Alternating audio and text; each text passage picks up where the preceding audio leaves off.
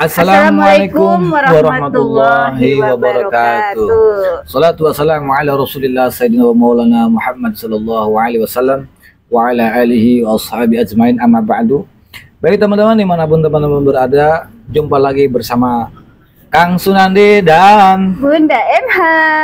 Insyaallah, mudah-mudahan saya doakan hari ini teman-teman jauh bertambah sehat, jauh bertambah bangkit lagi, jauh bertambah semangat lagi, jauh bertambah sampai benar-benar pulih total. Saya doain teman-teman, insya Allah buat teman-teman khususnya untuk penderita asam lambung anxiety psychosomatic disorder. Dan mudah-mudahan dengan adanya video-video saya itu bisa menjadi jalan wasilah agar teman-teman jauh bertambah sehat, jauh bertambah bangkit, jauh bertambah semangat, jauh bertambah pulih total. Insya Allah saya doain itu. Ya paling tidaknya adanya channel-channel saya bisa membantu teman-teman yang sedang merasakan gundah gulana, yang sedang merasakan galau, yang sedang merasakan sekian sensasi. Begitu teman-teman. Banyak sensasinya. Saya doain mudah-mudahan insya Allah. Tapi jangan khawatir teman-teman ya. Untuk penderita asam lambung anxiety psychosomatic disorder ya, apapun sensasi tidak berbahaya, sama sekali tidak berbahaya. Jangan khawatir. Tetap semangat, itu aja. Nah, pembahasan kali ini teman-teman temanya banyak teman-teman. Ini hanya kita ngobrol aja tentang seputaran asam lambung anxiety psychosomatic disorder yang tentunya pengalaman-pengalaman saya teman-teman. Nah, sekali lagi di sini ya, kita berdua ini bukan ahli. Bukan dokter, bukan ahli medis, bukan ahli bukan ahli terapi, bukan ahli obat, apalagi ahli herbal, apalagi dokter bukan. Saya bercerita tentang seputaran asam lambung anxiety, psychosomatic disorder ataupun hipokondriasis itu berdasarkan pengalaman-pengalaman saya yang dulu nih saya ngalamin teman-teman. Jadi saya kepingin agar teman-teman itu jauh bertambah sehat, jauh bertambah bangkit lagi, jauh bertambah pulih lagi, biar nggak apa ya, tidak merenung, tidak meratapi, tidak gundah gulana. Jangan fokusnya ke sensasi aja. Iya. Buang dan abaikan itu. Nah, banyak sih yang bertanya kepada saya di kolom komentar saya itu. Apa tuh? Terutama ada yang nanya, Kang, kapan lagi kita podcast, katanya sama live dan podcast. Bilang, ya kalau waktunya ada sih, waktunya luang aja kita pasti live lah gitu ya. Insya Allah. Terus kalau ini juga ada kesempatan kebetulan tadi dari Pangandaran kan? Ya. Kebetulan tamu pada pulang nih. Ya. Kita baru selesai semua nih, baru nih kita belum istirahat ini, belum istirahat tuh. Tapi kita menyempatkan diri menyempatkan apa semua teman-teman untuk seputaran asam lambung anxiety psychosomatic. Sebetulnya ini tanya jawab sebetulnya ini, karena banyak di kolom komentar itu banyak tanya jawabnya itu ya. Udah dicatat ya? Udah. Jadi banyak tanya jawabnya, seperti kayak sakit kepala, pundak pindah terus kepalanya kebas, kelejengan, mata buram, telinga berdenging, hidung terasa tersumbat, tenggorokan kayak mengganjal, ulu hati juga sama kayak mengganjal, dada sering cekak-cekit kanan kiri, tembus sampai walikat belakang, perut panas, terus suka bunyi keretak-kerutuk, geledak-geluduk, terus pinggang pada sakit semua. Bangun tidur terus ini pada kaku. Nung dasar tuh gelebah tuh ngelek-lek kayak gue ya. Jadi banyak teman-teman. Jadi ini saya bercerita hanya seputaran asam lambung anxiety itu berdasarkan pengalaman-pengalaman saya teman-teman ya. Emang kita tapi ya biar kita lebih biar agar cerdas. Ngopi dulu, karena belum ngopi mah nggak cerdas teman-teman. Belum sempat ngopi ya. Ini tangan kanan saya nih teman-teman, bukan tangan kiri, tangan kanan. Ya. Tangan kanan. Jadi teman-teman semua ya, ayo bertambah semangat lagi. Kalian lebih bisa lagi sehat. Ya. Terus ada di komentar juga, di komentar di Bunda NH itu ada, kok kenapa sih Bunda NH itu kok berbicara tentang sebutan asam lambung anxiety kan bukan tidak mengalami. Tidak mengalami, tapi istri saya itu dia lebih tahu karena dia yang ngurus. Ya. Dia lebih tahu kondisinya, terus dia yang bercakap-cakap dengan dokter juga. Betul, kan teman-teman. Dari dokter psikiater maupun dokter spesialis dalam dan sebagainya ya, beliau yang ngadepin, karena saya kan posisi di ruangan, ya, dengan kondisi yang memang saat itu ya tidak berdaya lah bisa dibilang teman-teman. Jadi pengalaman. Nah, kita kepengen ngebantu biar sharing agar teman-teman yang dikatakan teman-teman yang punya penderita asam lambung anxiety itu biar tidak gundah gulana lagi gitu kan ya. Tidak jadi, terus meratapi yang ada. Yang jelas sih yang punya bukan penyakit, jadi penderita asam lambung anxiety psychosomatic disorder itu nggak perlu takut. Jangan khawatir. Ini Anda itu akan baik-baik saja dan pasti pulih. Pasti itu. Pasti. Yakin harus. Karena memang proses perlu waktu. Betul. Gitu. Nggak semudah Nggak instan ya. Nggak instan. Kita ini kadang-kadang kita penyakit bisul nih, punya bisul nih, nggak langsung tombol teko loro lunga, cili-wili-wili. Ya nggak bisa kayak gue. Jadi emang anxiety itu psikosomatis disorder itu emang bertahap. Jadi kayak orang Jawa bilang tuh kayak serabut ya kalau di ini nih. Jadi penyakit itu bukan penyakit penderita asam lambung anxiety. Jadi nggak instan sembuhnya itu. Jadi seolah kayak serabut rambut lah gitu. Jadi sedikit. Jadi emang bertahap, tapi itu pasti prosesnya. Makanya kenapa ada metode olahraga pagi itu memang diwajibkan itu, dan itu sangat luar biasa itu. Itu sangat membantu sekali ya olahraga jalan kaki di pagi hari itu teman-teman ya. Walaupun nih ya sudah sembuh, itu masih yang namanya tidak meninggalkan olahraga jalan kaki di pagi hari teman-teman. Usahakan, ayo bangkit, ayo bergerak. Nah, dan sekali lagi orang yang terkena anxiety, psychosomatic disorder itu bersyukur. Ya. Bersyukur itu yang penting. Kenapa? Karena tidak semua orang yang diberikan ujian oleh Tuhan. Betul. Orang dikasih orang yang dikatakan diberikan anxiety, psychosomatic disorder, dan orang mempunyai anxiety, psychosomatic disorder itu memang perasaan kena, pikiran kena, semuanya. Ya kan, itu hati kena, semua jadi mental. Wah, pokoknya udah. Padahal kita badan sehat, tapi bisa orang yang paling lemah. Padahal kita berani, bisa orang yang paling bocing.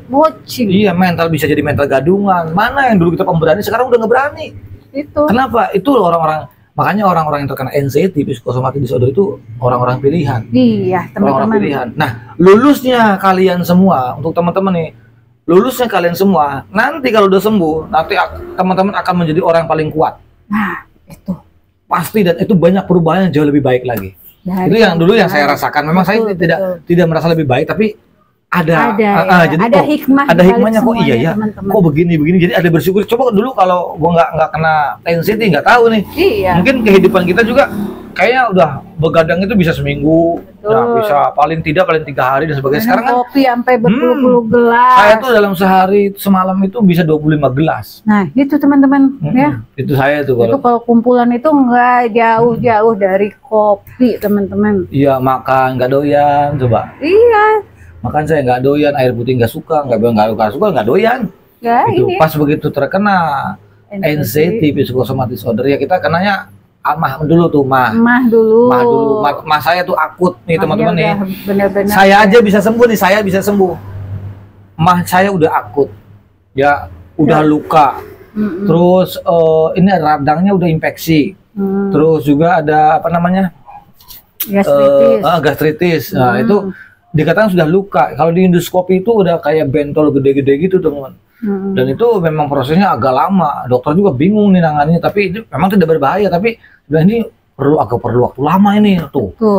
Tapi saya dengan semangatnya, memang awal-awal itu saya memang memantang makanan karena posisi ada luka, teman-teman. Tapi kalau teman-teman nggak punya luka, hanya asam lambung saja yang disebabkan daripada anxiety gitu kan ya, itu nggak usah takut dengan makanan. Itu bebas saja ya, bisa bebas. Makan apa Tapi aja. kalau yang punya luka itu memang dulu, kita dijaga dulu. 5 makanan yang nggak boleh dimakan. Betul. Apa aja itu? Yang pertama kopi.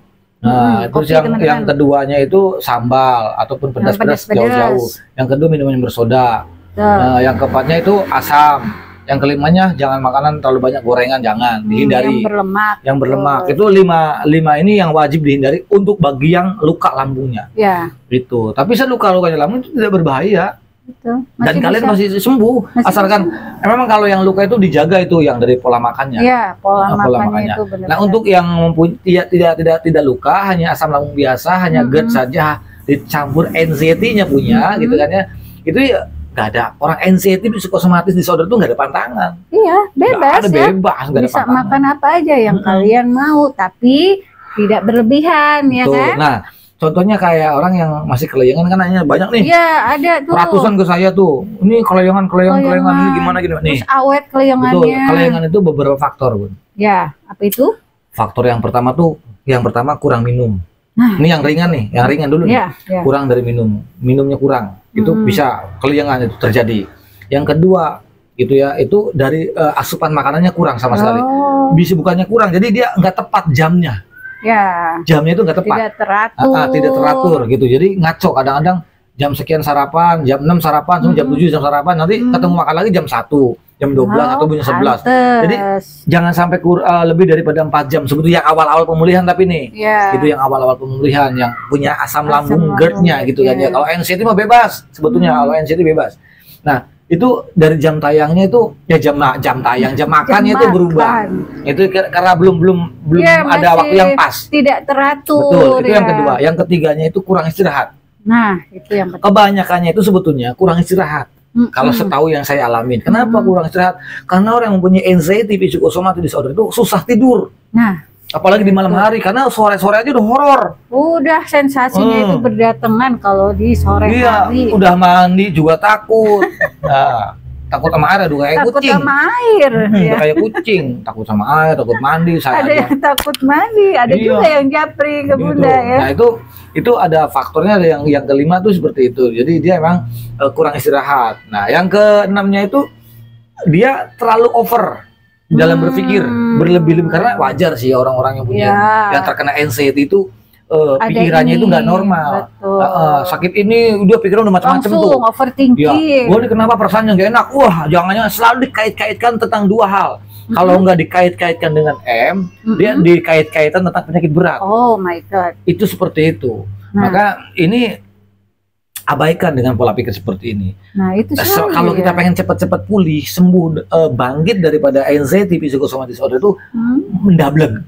Belajar kita ndablek masa bodoh. Pokoknya kita anggapnya gini aja udah. Asam lambung ke anxiety psychosomatic disorder itu celewel.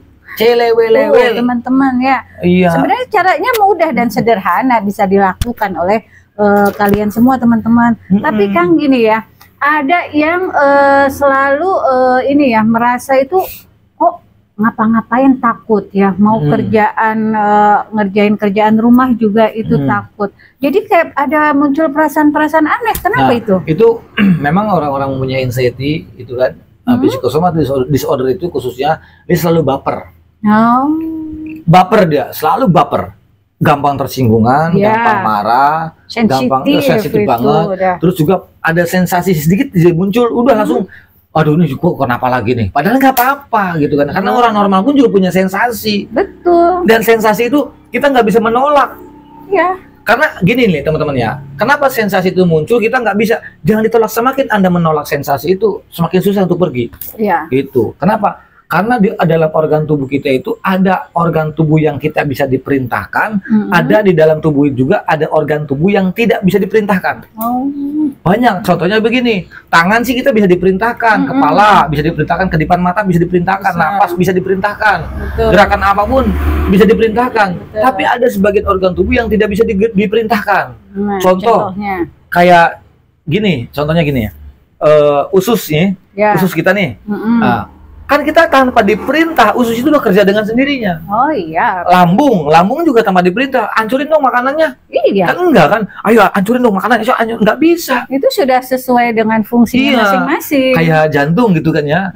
Aliran darah yang dipompa itu kan, aliran jantung itu kita nggak bisa diperintah. Kita nggak bisa memerintah pompaan jantung, tapi dia udah dengan sendirinya. Mau apa kita itu gitu kan? Jadi bahasanya sensasi itu tuh sensasi, termasuknya sensasi tuh. Sensasi juga kita bukan perintah kita itu.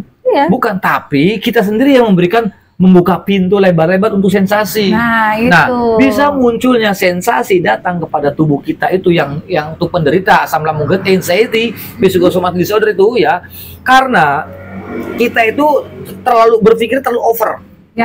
Itu yang nggak bisa dihilangin. Betul. Semua sensasi itu ya bisa datangnya sensasi itu karena datanya dari pola pikir kita. Karena pola pikir kita ini yang selalu terlalu cemas, dan namanya anxiety kan bahasa Inggris kan. Nah, kalau bahasa kita kan cemas ya. Disorder itu kan yang dikatakan yang berantakan, yang berlebihan, yang terlalu over, yang nggak wajar lah, cara berpikirnya nggak wajar orang-orang punya anxiety. Jadi, nah di situ kita perlu penataan. Belajar kayak seperti orang belajar jalan lagi gitu kan ya.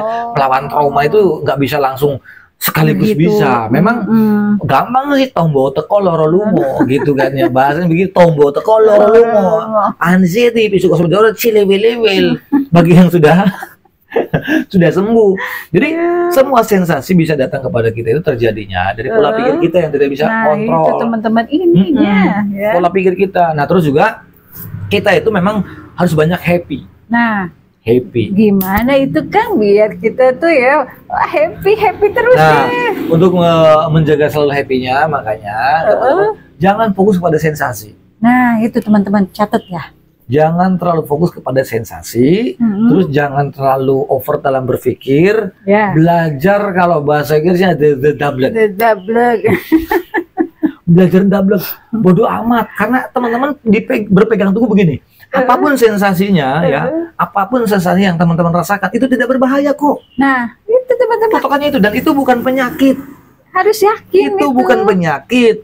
Terus jangan dikait-kaitkan tentang kematian, jangan dikait-kaitkan tentang penyakit, karena ini nggak ada hubungannya. Ini hanya penderita di pola pikir dan di mental saja, gangguan kecemasan itu ada 3 itu aja. Itu kadang mereka itu masih belum bisa menghilangkan ya yang namanya takut betul. Nah, cara yang paling sederhananya itu seperti apa kan? Nah, jadi sebetulnya begini, orang yang punya anxiety itu ya, satu memang yang pertama itu ya, dia butuh orang-orang yang bisa memberikan motivasi. Ya. Gitu, itu yang saya rasakan. Jadi butuh teman yang bisa memahami, yang bisa mengerti tentang anxiety psychosomatic disorder. Jangan kita menemukan saudara ataupun bukan menemukan, jadi curhat dengan saudara, ngeluh dengan teman, tapi mereka sendiri yang tidak paham tentang anxiety. Nah, ini bahaya kenapa? Bisa merusak mental. Iya. Coba lu periksa, barangkali lu sakit dada, barangkali jantung lu, bukannya nambah, ini malah nambah. Karena kacau betul, karena yang saya rasakan seperti itu, teman-teman. Pernah ini teman-teman ngalamin seperti itu. Ya. Curhat pengennya kita enak, jadi kita pikirkan dari rumah tuh ada kegiatan, udah enak tuh, udah pulih, udah enak kan, terus udah ketemu teman, nah sekarang curhat sambil ngopi. Saya belajar ngopi lagi tuh, curhat dia cerita tentang penyakit, ujung-ujungnya cerita tentang begini lah, gue sering sakitin dulu Kang, barangkali gini gue langsung waduh, pulang ke rumah, cepetan pulang ke rumah, langsung IGD lagi. Itu teman-teman, kalau bisa ya hindari itu ya obrolan-obrolan dengan siapapun ya yang terkait dengan penyakit. Ya, abaikan kita itu nih teman-teman nih sebetulnya sehat. Yang untuk penderita asam lambung anxiety psychosomatic disorder itu sebetulnya kalian tuh sehat kok. Sehat teman-teman. Buktinya bolak-balik EGD, diperiksa EKG juga semuanya normal, darah normal, tensi normal, semuanya hasilnya normal semua. Teman-teman. Tapi rasanya itu kayak apa ya? Jadi kayak aduh, kayak orang-orang kayak jangan-jangan sih kayak soalnya kayak mau mati gitu kan ya. Padahal ya enggak, kayak mendiagnosa sendiri kadang ya teman-teman. Orang-orang nah, ini Kang Sunandi ini berapa kali mendiagnosa dirinya itu sakit teman-teman. Padahal ya saya bilang itu pokoknya sehat, nggak ada apa-apa, tenang aja. Nah, dan itu saya hampir nggak percaya sama dokter itu. Nggak percaya teman-teman ya. Kenapa dokter-dokter spesialis dalam nggak ketemu penyakitnya? Terus saya coba lagi ke ahli saraf kan pada waktu itu, nggak ketemu, di scan udah semua nggak ketemu. Akhirnya apa? Digiring, dirujuk ke psikiater, baru ketemu. Oh iya benar, baru tuh jelas di situ. Iya, cuman saya memang tidak meminum obatnya, gitu. Karena saya tidak mau ketergantungan pakai obat. Terus yang paling utama lagi, saya nggak bisa nelan obat. Itu doang. Masalahnya. Itu di situ. Aduh, enak. Udah minum obat itu kayak mau minum racun.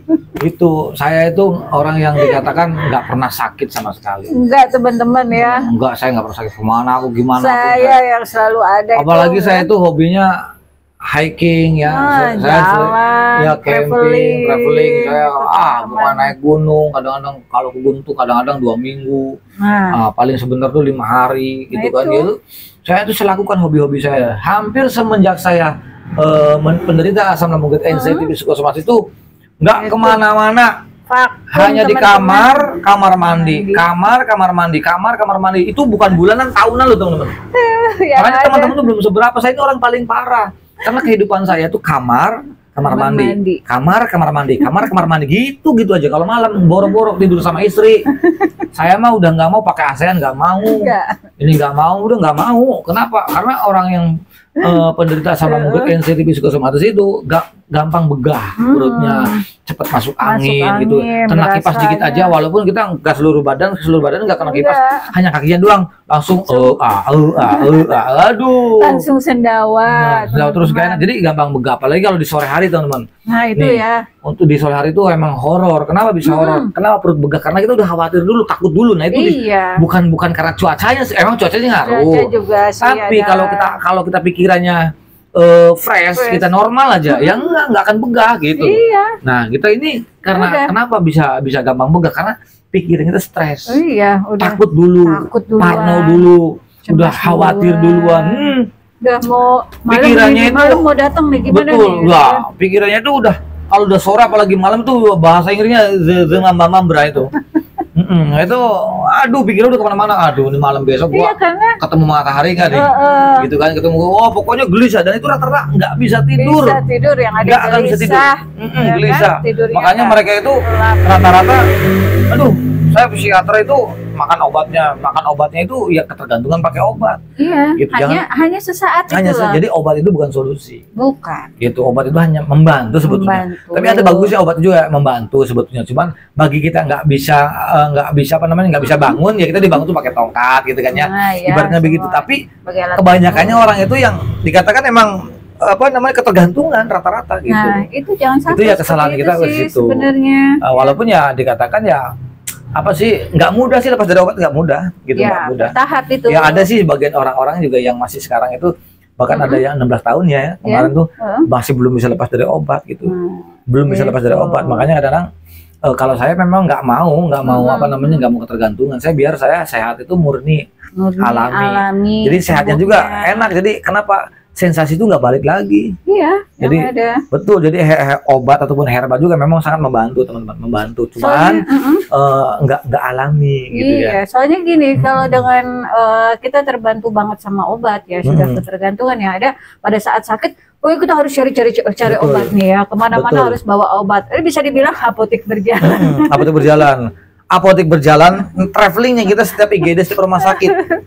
Apalagi saya sering keluar kota, itu kalau rumah sakit itu di mana aja udah saya udah pokoknya udah traveling rumah sakit dulu benar-benar. Kita seminggu 2 kali ya.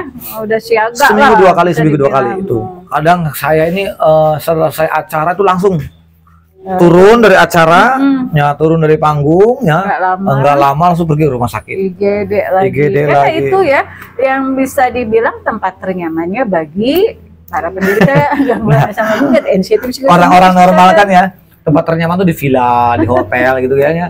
Tapi buat orang-orang yang punya anxiety juga sama orang yang di luar kota atau di rumah tuh begitu kambuh, begitu aduh ini sensasi yang muncul dia panik attack-nya ada tuh. Panik pasti panik attack-nya ada. Yang ada siaga 1 searching itu rumah sakit terdekat. Iya, langsung pergi lagi rumah sakit, capek teman-teman. Capek udah pokoknya. Untuk teman-teman ya, untuk penderita sama mugat anxiety psikosomatis itu nggak usah khawatir ya, apapun derita kita yang mempunyai anxiety ya psikosomatis, apapun deritanya terima aja dulu dan jangan berputus asa. Orang yang putus asa kan begini nih, aduh yuk ke rumah sakit, itu orang putus asa tuh. Iya, karena dia takut dulu, udah panik dulu tuh. Terima dulu, nggak apa-apa, nggak akan terjadi apa-apa kok. Iya. Walaupun nggak nyaman, nggak apa-apa, nanti si otak amigdala itu kan, itu nanti istilahnya memberikan sinyal yang positif gitu. Jadi teman-teman nggak usah khawatir. Terus kelengan pun juga itu kembali ke bahas kelengannya. Bisa jadi dari glukosanya kurang kan, pengalaman kita kan gitu ya. Benar. Kenapa kok gula darahnya kok kurang? Karena pikiran kita sudah dipres, tenaganya udah habis pakai pola pikir gitu tuh. Iya. Nah, ada ini minum manis banyak, terus takut diabetes pada waktu itu pola pikirnya kita itu ya. Nah, tapi di situ sebetulnya teman-teman itu normal. Jadi jangan takut kena diabetes, terus kena kolesterol, apalagi enggak. Itu hanya pola pikir yang mempunyai orang anxiety saja. Tapi aslinya normal, kalian itu normal, nggak apa-apa kok ya. Dulu tuh saya takutnya macam-macam teman-teman. Banyak banget teman-teman. Dan dulu yang saya pikirkan itu semua penyakit itu saya kumpulin di otak pikiran saya itu dari leukemia, pokoknya semua penyakit berat udah tampung sampai hafal semua. Jangan-jangan saya begini, dan saya sampai hafal. Bahkan hafalan saya daripada dokter pada waktu itu. Kok Anda bisa sampai ke sana? Bisa memprediksi diagnosa aku kesana-sana. Saya kumpulin setiap penyakit-penyakit yang berat-berat itu saya kumpul, saya sampai hafal itu. Ada 23 penyakit berat itu yang saya hafal. Jangan-jangan ini dok, barangkali ini dokter bisa saya atur tuh. Sampai dokternya mengatakan, ya udah sekarang gini aja Pak. Kira-kira Bapak itu separah apa sih penyakitnya? Ya pokoknya begini-begini. Ya udah kalau mau di endoskopi. Nah itu kan. Ya udah endoskopi tuh. Setelah di endoskopi itu kita drop nih. Kita drop di endoskopi. Ya udah karena waktu itu besoknya kita ya udah nggak bisa karena posisi udah sore. Ya udah kita besoknya di endoskopi, udah siapkan dulu tuh, kita nggak boleh makan dulu segala macam, terus kita endoskopi. Setelah di endoskopi saya bilang, nanti kalau setelah endoskopi nanti istri saya kan gini, kamu temuin dokter. Kalau ada sesuatu yang berbahaya ya dan hasil daripada endoskopi, kamu nggak usah bilang dan nggak usah cerita kepada saya. Gitu. Tapi kalau itu baik, tolong ceritakan kepada saya. Iya, begitu selesai endoskopi kita nungguin tuh. Itu udah gemeter. Udah hasilnya gimana? Ini gimana itu? Ya udah gue takut nih. Keluarlah dokter, dipanggil lah. Nah, saya kan nggak mau. Cepet istri yang datang tuh ke dokter saya, dah temuin sana. Awas tuh ya pesan saya. Kalau sesuatu yang parah dan membahayakan jangan cerita saya. Gitu. Nah cerita, mungkin istri cerita gini, apa dok nggak bisa cerita, harus dengan saya. Nah istri balik lagi, kenapa nggak bisa cerita harus dengan saya? Wah teman-teman, pikiran saya itu udah jangan bener dugaan gue nih, udah pucat, udah nggak enak, udah dia aja udah gue pasrah, udah pasti nih kena nggak enak nih, udah pasti nih punya penyakit parah dan udah pasti nggak lama lagi gue mati. Udah akhirnya duduk bersama, udah diem, kata dokternya, tuh lihat Pak, apa diem aja. Gimana Pak? Ini lihat hasilnya tuh lihat nih, Anda itu normal, Anda itu sehat. Loh, yang bener dok, kurang gimana coba? Coba lihat lagi. Pak, ini kok ada benjolan merah-merah kayak luka gitu ya. Itu kenapa Pak? Ini wajar aja, orang normal sama. Kan lambung nggak seperti ini, betul lambung nggak seperti ini. Kok ada benjolan ini ketika manusia stres itu ya, serba cemas yang takut berlebih ya, takut yang berlebih, khawatir yang berlebih, pasti kayak jerawat begini dan itu wajar. Jadi gimana Pak? Anda sehat lah, terus dengan makanan makan aja, ya gitu ya. Pak, saya tuh mau ngopi aja ya. Kita disuruh ngopi. Makan saya disuruh ngopi sama dokternya tuh. Kok aneh ya, selama ini kan saya kan punya asam lambung, udah mau kopi aja. Yang nggak boleh itu berlebihan. Betul. Udah ngopi makan aja. Dok, saya suka ngopi durian dok. Udah. Ya pada waktu iya. Saya ke Kemeranjen, ya kan, Kemeranjen ya. Mungkin teman-teman ada sebagian tahu. Saya ke Kemeranjen, sampai orangnya kenal dekat sama saya. Sampai sekarang saya beli itu nggak boleh, saya selalu dikasih durian itu. Tuh durian apa namanya, Sani, saya Sangking, Sani itu sampai, iya, gimana ya kok? Ya udah. Tapi teman-teman, ketika dokter bilang seperti itu bahwa saya nggak apa-apa dan saya makan pedas, teman. Nah iya. Ya kita makan pedas sama ikan yang pedas itu ya, sama ayam geprek. Level tinggi. Kangen sih. Dan itu teman-teman, masya Allah nikmat banget itu, sampai nambah. Ya, sampai nambah. Makanya jadi lahap. Kata istri tuh bilang, jangan banyak-banyak nambah, biarin gue nambah makanan daripada gue nambah istri. Udah aja gue nambah makanan, udah nikmat banget itu. Perbanyak makan. Iya, perbanyak makan, bukan perbanyak istri. Perbanyak makan itu. Repot. Repot bina atau aja, ribet. Apalagi bina banyak, aja orang begitu ya. Itu alah. Nah, jadi begitu teman-teman, ketika hasil dokter itu memang sangat puas sekali. Dan itu endoskopi itu biayanya lumayan itu. Ya, itu ya. Biayanya lumayan dan anti BPJS lagi gitu. Itu lumayan mahal. Apa sih dokter itu nggak ada yang murah teman-teman. Dan kita juga mengambil dokter itu bukan dokter yang kaleng-kaleng, bukan yang kemarin sore, bukan. Dan kita memang dikatakan ambil dokter ternama lah ya pada waktu itu. Saya coba karena penasaran dengan apa sih penyakit saya itu, apa sih, gini apa sih gitu ya. Untung aja kita nggak pergi ke dukun pada waktu itu. Coba kalau kita pergi ke dukun, waduh, 378 ditipuin aja udah. Iya, saya udah diobatin udah apa aja tuh. Iya. Toko apa tadi, toko apa tombo? Pokoknya tombo toko loro lungo. Bos hilang, bablas angin alam pula ngomong apa. Yang ada nanti disembur, Bang. Iya, malah sembur, malahan meriang orang waras bacine iya malah aduh tetanus raine kena semburan dukunnya. Aduh, itu repot juga tuh teman-teman. Jadi itu ya untungnya gitu kan. Mungkin banyak lah teman-teman ya di sini ya. Ada ya. Silakan komentar saja nanti di komentar aja. Oh ya, gua udah pergi ke dukun nih. Ada yang dia pergi ke Bunda juga. Ada juga ustaz yang bertitel apa yang berkedok ustaz dia, tapi dia perilakunya dukun gitu kan ya. Itu banyak teman-teman. Dan orang-orang yang mempunyai anxiety itu begini egonya nih. Berapapun obatnya, berapapun harganya, asalkan obat itu manjur, gua beli itu tuh. Nah, karena pengen sembuhnya. Itu orang punya anxiety itu begitu. Ya, kita itu bukan 1 juta 2 juta, puluhan ya. Kita puluhan itu. Pokoknya udah habis teman-teman, habis sudah. Ada Pokoknya, yang sampai ini ya. Ada yang sampai ini 10 orang datang. Tekor bandar. Ini agak lama nggak apa-apa durasinya ya, biar teman-teman puas lah teman-teman gitu. Iya, apa yang teman-teman alamin itu. Ini curhatan ya, tanya jawab curhatan aja. Boleh. Jadi nanti. saya tuh teman-teman nggak kepengen, jangan sampai teman-teman tuh jangan kayak saya berlarut-larut. Iya, kelamaan. Ayolah bangun. Iya, berlarut-larut. Jangan terlalu lama lah. Udah, intinya gini teman-teman ya. Saya nggak kepengen teman-teman tuh berlarut-larut. Jadi kita nggak bisa, jangan panik pergi ke dukun, pergi begini enggak. Ini anxiety, nggak ada hubungannya. Nggak ada. Gitu. Jadi harus berpikir ini ya.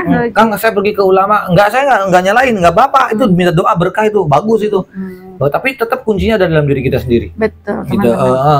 Keberanian, mental, pola pikir, pengendaliannya ada dalam diri sendiri. Nggak bisa dari orang lain.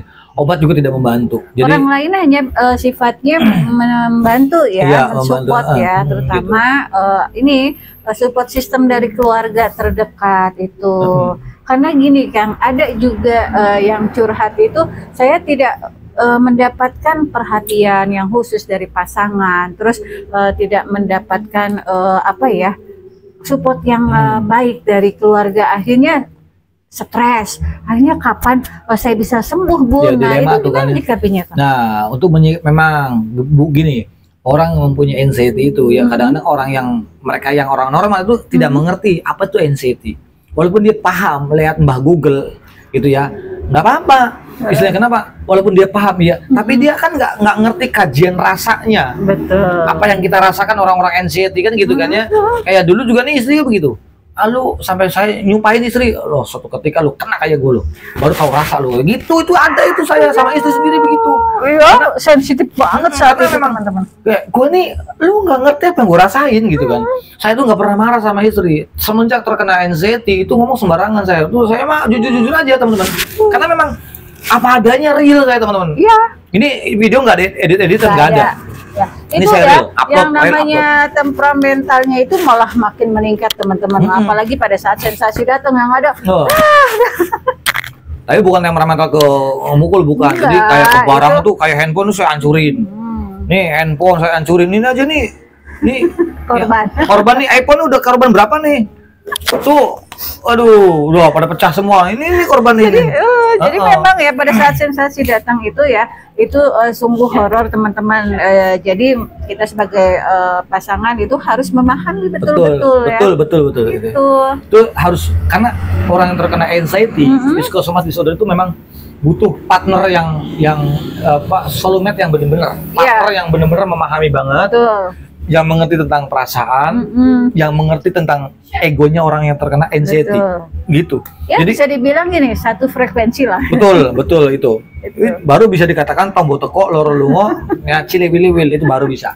WC ya, karena buat saya pribadi ya, yang terkena anxiety psikosomatic disorder itu teman, ketika ada orang yang bisa memahami kita ngobrol itu seolah-olah kayak ada yang ngasuh, kayak ada yang apa sih namanya ngasuh itu kayak apa sih kalau bahasa kita ngasuh tuh yang ada yang ngomong.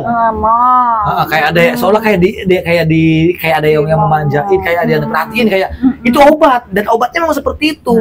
Maka kuncinya untuk pada pasangan ya yang mempunyai pasangan gitu ya, itu memang harus ngomong, harus ngasuh. Ngomong ataupun ngayomi memang harus benar-benar kita memanjakan gitu. Memang itu penting banget, banget itu. Jadi jangan sampai kita ini, pasangan ini jangan sampai sama-sama ego. Ini bisa berantakan. Akhirnya dia bukan mengobati nambah malah makin stres karena dan memikirkan. Orang yang punya anxiety itu bukan dari penyakit saja, bukan dari asam lambung saja, karena orang yang terkena anxiety itu belum tentu gitu. Jadi ada dari traumatik, terus juga, dari masalah keluarga ya, ada beban-beban berat itu yang mereka itu tidak bisa menyelesaikannya. Betul. Kan? Dan itu kerasanya nanti sekian puluh tahun yang lalu yang akan datang itu berasa itu. Yang ada kepikiran gitu kan. Karena waktu kecilnya itu banyak tekanan. Itu bisa terjadi itu yang kami pelajari ya. Saya belajar itu karena obrolan dokter dari psikiater gitu ya, yang adanya di Jawa Tengah gitu. Itu saya masih ada kok rekamannya juga masih ada. Nanti suatu ketika saya buka ya di sini rekamannya. Terus juga ada ketidakseimbangan ya atau ketidakharmonisan antara suami dan istri. Betul. Ya. Memang ya yang menderita gangguan asam lambung GERD anxiety psikosomatis itu kan bisa dibilang manja gitu, pengennya diperhatikan, itu satu hal yang wajar ya Kang ya. Betul, wajar. Teman-teman. Dan memang benar-benar harus diayomi walaupun dia marah ya kita ngayomin, marah kita ngayomin, itu saja. Nah, kita jangan ikut terbawa ini ya. Itu jangan marah lagi udah nambah down itu benar-benar. Jadi intinya ya kuncinya orang yang mempunyai anxiety psikosomatis disorder itu semangat kuncinya. Nah itu semangat. Ya positif aja, positif. Udah. Pokoknya abaikan ada sensasi begini udah nggak akan terus. Tapi kalau saya terasa kayak perutnya begah kayak mau pingsan, nggak akan terjadi pingsan, nggak akan. Tantangin aja tantangin aja. Ayo dulu itu saya cari sensasi, mana sensasi nih, ayo mana, udah segini doang nih gitu dalam hati pikirannya, segini doang nih. Kadang-kadang istri bilang, aduh jangan-jangan laki gue stres nih ngomong sendiri. Ngapa ngomong sendiri, gue lagi nantangin sensasi nih gitu. Saya pergi lagi tapi pada waktu itu kalau kita nggak maksain diri datang ke suatu tempat keramaian, datang ke tempat pergi jauh-jauh ke tempatnya sepi, kalau nggak memaksakan seperti itu, waduh kita kapan bangunnya? Betul, nggak ada nanti yang memotivasi. Jadi kalau udah berani keluar rumah ya, tidak terus di kamar, itu yang ada nanti ini fresh teman-teman, percaya deh ya. Jadi lebih luas lagi pemikirannya. Nah terus ada juga teman-teman yang Kang dulu waktu sakit masih ngerokok nggak Kang? Jujur saya itu perokok berat ya. Ketika sakit memang bener-bener saya berhenti rokok baru beberapa bulan doang. Berapa bulan? Sebentar, cuman saya stres. Lah ini kenapa ya? Masa sih gitu? Iya masa sih? Kok ada hubungan dengan rokok gitu kan ya? Cuman sebetulnya nggak ada hubungan dengan rokok, cuman gini kadang-kadang kan yang rokok kan kadang suka pusing karena kita mempunyai anxiety, jadi pikirnya kemana-mana tuh. Sebetulnya itu aja, tapi enggak, saya bilang saya tetap ngerokok tapi jangan ditiru karena ngerokok itu nggak baik untuk kesehatan gitu. Nah terus ya sampai saat itu juga dan sampai saat ini nggak bisa hilang. Masih teman-teman ya. Masih tuh, oleh sehari itu segini. Itu jadi terus balik lagi ke hobi-hobi yang dulu hilang. Cara mengembalikannya itu gimana Kang agar bisa lagi nih menjalankan aktivitas seperti dulu? Tanamkan hobi-hobi apa hobinya teman-teman. Yang hobinya mancing nggak usah takut paksain, nggak usah takut mikirin nanti resiko di sana, nggak usah, udah berangkat aja. Terus kalau mau sampai pingsan mau apa? Ya kan? Terus kalau pisah mau apa? Ya udah emang udah mau pisah gitu. Tapi itu tapi itu tidak terjadi teman-teman. Itu saya sarankan gitu. Udah biarinlah, matilah ngono bodoh gitu kan pada waktu itu bodoh. Saya coba datang ke sana ya memang sensasinya banyak. Khawatir, cemas, tremor, tapi saya diem aja. Keluar semua. Terus jangan-jangan belum makan nih. Wah lu cemasnya kemana-mana pikirannya itu. Tapi saya bilang udah biarin aja. Jantungnya tuh kayak berdebar kencang. Aduh ini gimana nih? Udah paniknya mana? Tapi saya biarin. Saya berusaha bertahan dan saya tidak mau pulang pada waktu itu. Saya berusaha bertahan tidak mau pulang. Sekuatnya segimana nih? Saya coba di situ. Tapi alhamdulillah ya kita bisa. Nah kita udah melewati seharian penuh full. Perdana. Itu wah paksa nyetir sendiri. Itu teman-teman. Walaupun saya sempat searching rumah sakit pada waktu itu. Udah siaga ya. Siaga gitu. Tapi bertahan. Nyatanya nggak apa-apa kok. Nyatanya lewat ya. Jadi untuk teman-teman yang penderita asam lambung GERD anxiety psikosomatis itu jangan khawatir, jangan sampai dibodohin dengan pola pikir yang yang negatif. Jangan mau dibodohin. Nggak akan terjadi kok, nggak apa-apa. Saya pun sama. Tapi kalau kita tidak bisa memberanikan diri. Kapan? Kapan lagi? Iya, kita udah saatnya kita bangkit. Jangan lama-lama. Udah bangkit, semangat udah, nggak usah khawatir, itu saja. Keluar dari anxiety-nya teman-teman ya. Nah, ada lagi nih. Buat teman-teman di sini siapa yang masih begini temennya? Sensasi nggak ada, dia nggak ada sensasi ya, tapi pikirannya kacau. Wow, pasti ada sih. Perasaan gak enak, pikiran gue begini lagi. Tuh jangan-jangan gue begini, gue kenapa ya gini? Padahal dia nggak punya sensasi, tapi pikirannya udah demam mamambra. Nah, ini ada tuh yang begitu tuh. Ada juga nggak punya pikiran apa-apa, lagi enak-enak nih, bebas, ketawa-ketawa gitu ya. Tiba-tiba sensasi muncul. Nah, tuh. Ada nggak di sini teman-teman di sini? Pasti banyak. Tulis di kolom komentar. Iya, gitu pasti itu ada. Dan banyak, bukan ada, banyak. Karena yang saya rasa seperti itu. Kenapa? Terus apa alasannya? Itulah anxiety. Liciknya anxiety begitu. Jadi kadang-kadang kita pikirannya udah nggak kemana-mana, tapi sensasi muncul. Betul. Nah, kadang-kadang sensasi nggak muncul, pikiran kita kemana-mana. Karena tujuannya anxiety disorder itu ya, karena dia targetnya itu mencemaskan kita. Gimana caranya nih si Sunandi ini biar cemas? Nah, itu tujuannya memang betul. Orang anxiety disorder itu seperti itu. Digiring lagi opininya ke nah, semakin kita takutnya ada lagi, cemasnya ada lagi, ya udah tuh, kan si Sunandi cemas lagi tuh, dia keprok tuh. Mentalnya nih, benteng Takeshinya. Jebol lagi. Tuh makin keprok. Nah, kalau kita kuat, lama-lama otak amigdala itu ya udah nggak akan ngirim sinyal yang negatif, nggak akan, udah biasa, udah cuekin aja gitu. Dulu kan saya masa bodoh, orang nekat dableg lah bahasanya, ngopi aja hajar, biar aja rumah sakit deket ini. Pada waktu itu saya ya udah makan ini, udah nggak makan, nggak masalah. Makanya saya sampai di endoskopi penasaran, dan bukan sekali saja endoskopi itu teman-teman. Jadi nah di situ saya bangkit lagi kan, ketika dokter bilangnya enak tuh, nggak apa-apa, ini aman, udah makan aja tuh. Tiba-tiba teman-teman 99 derajat saya tuh sembuh, benar-benar sembuh. Waduh, ya bener ya gini. Itu sih tetap waktu awal-awal kan saya walaupun periksa walaupun gini tetap kayak kurang yakin, kok perasaannya masih nggak enak aja. Kok kayak lunglai, panglai, lungloy ya, pokoknya begitu-begitu dah. Pokoknya aduh ini kenapa lagi. Jadi gula-gulana terus tiap waktunya itu.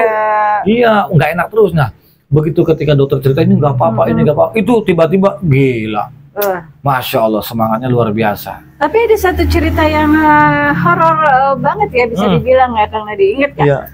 Pada saat setelah keluar yang namanya hasil dari CT scan. Nah itu teman-teman, nah itu saya biasa. Itu ada kurang ajar, dokter kurang ajar itu yang mendiagnosa dan itu penyakit parah, tapi hasilnya gitu kan ya, itu bukan dokter ahlinya, bukan, dia hanya masih di IGD di apa namanya tempat scan tuh, di radiologi itu hanya orang radiologi saja, dokter umum saja itu yang menyampaikan seperti itu. Masih ada rekamannya juga. Ayo masih ada saya juga. Saya nggak sebutin rumah sakitnya apa, dokternya apa, nggak. Itu luar biasa teman-teman yang ada. Saya bingung gimana cara nyampeinnya ya setelah hasil dari CT scan itu dibacakan oleh dokter tersebut teman-teman. Aduh, saya yang ada keluar dari ruangan dokter itu, wah udah lunglai, udah lemes banget. Nangis. Karena awalnya nggak nangis dulu, bingung ya mau nyampein gimana. Dia shock banget teman-teman. Saya dalam hati tuh ada keyakinan tidak mungkin gitu kan, itu semua tidak mungkin, dokter bohong. Gitu. Saya vonis kayak gitu. Saya terima pada waktu itu dirujuk ke rumah sakit yang lebih besar.